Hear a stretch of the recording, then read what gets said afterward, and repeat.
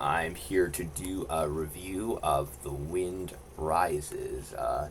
Very, very special film to me. This is a Studio Ghibli film, a studio I love a lot, and when I saw this film for the first time, I was blown away with it, and I was like, wow, this is one of the greatest films that I've ever seen. Maybe the greatest, I don't know. It's certainly one of the greatest films I've seen, and that still remains. I've seen a lot of movies since then. I first saw this movie in 2015, and like I said, I've seen a lot of movies since then, and this still remains one of the best ones I've seen.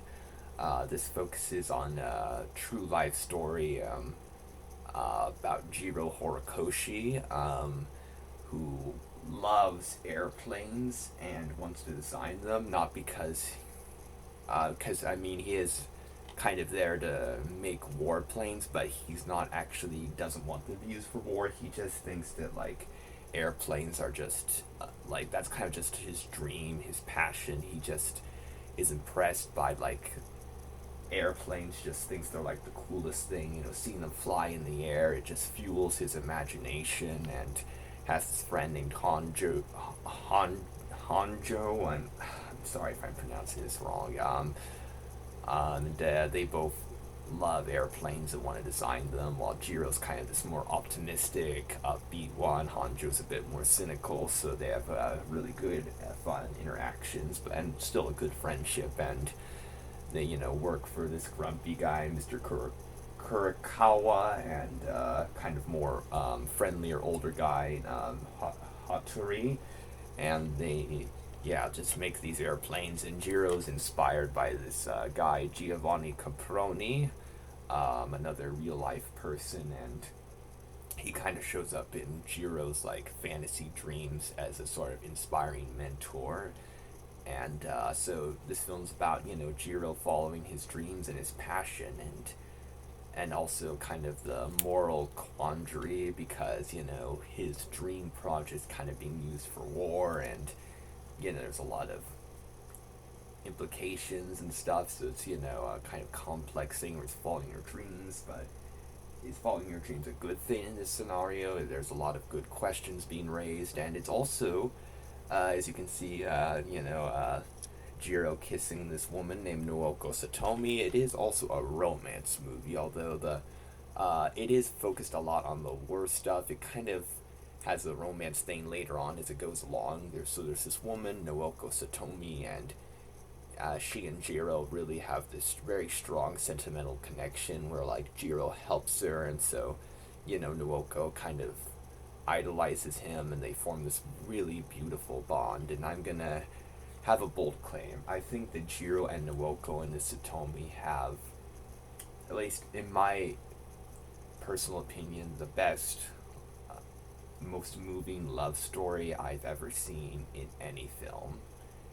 And like I said, I first saw this in 2015, and since then I've, not that I haven't seen maybe good love stories and stuff, but this is still remains the best one I've seen in a film. And like I said, it's not even necessarily the main focus. A lot of that is the war stuff. I'd say the romance stuff is a huge part of the movie. It's kind of maybe sort of a subplot. It is still a huge part of the movie, but kind of a subplot. But what happens and what really, really pulls on the heartstrings, it's emotional, sad, but beautiful, and it shows, the impact that somebody can leave with sometimes a short amount of time, and how much they can impact you. And the bond between Jiro and Naoko, at pretty much any scene these two are interacting, is just some of the sweetest, most touching scenes. And yes, some also very sad scenes, but also some of the most beautiful scenes in an anime film, and some of the best scenes I've seen in any romance-centric film. It's absolutely wonderful. I love their interactions. I love them as a couple, and just seeing them together is just, it really is a delight. I should warn though, this is a sad movie, so without spoiling too much, not everything works out for all of the characters. So I wouldn't necessarily call this an uplifting movie, but an emotionally moving masterpiece that really, really pulls on the heartstrings. And the animation is some of the most gorgeous looking animation I've seen in an anime film. It is stunning looking. The character designs are incredible. Like there's this like scene where Jiro and Naoko are getting together, and like Nooko's wearing this fancy robe and has her hair designed, and it's like it's beautiful. Like not just beautiful, like oh she's a pretty girl. Like it looks like a work of art that needs to be in a museum. It's just that lovely, and the fantasy sequences with Jiro and Caproni, those are incredibly imaginative and wonderful, and because it's like a very realistic story, so I really like it when you have like a realistic film, but you kind of throw in these fantasy dream sequences, so you do have some imagination thrown in with the realism. I love that, and I saw the English dub of the film, and the English dub has one of the best cast ensembles for a film. This cast list is incredible. Joseph Gordon-Levitt plays Jiro. He's very good, and Emily Blunt, one of my all-time favorite actresses in this film.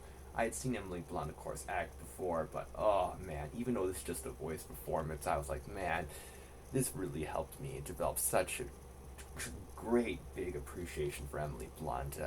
Her performance as Nooko is so moving and powerful. Stanley Tucci, very energetic, a lot of fun as Caproni, and actually I think he's Emily Blunt's brother-in-law, and actually Emily Blunt's husband, John Krasinski, he voices Hanju. Martin Short, very funny as Kurokawa. Mandy Patinkin, very good as Hattori. William H. Macy, who is wonderful in everything. Love him as Nooko's father. And Werner Herzog, I think this was like the first like big thing I noticed him in, and he voices character Kastorup, and he has a great voice, memorable performance. And Mae Whitman, great voice actress, like Katara in The Last Airbender and a lot of other cartoons, like voice Tinkerbell and stuff. And like she actually voices, I think, two characters. Like I think voices like Kinu was like Nooko's sort of like I think like caretaker and friend, and also voices Jiro's sister, and she's good. So it's an amazing cast that they brought together for this film. I absolutely love it, and this movie I adore. Like I said, there are scenes that are uplifting. It's not necessarily a happy movie all around, but it is an emotionally moving masterpiece that I absolutely adore and recommend with all of my heart. I love this movie. I really do recommend it.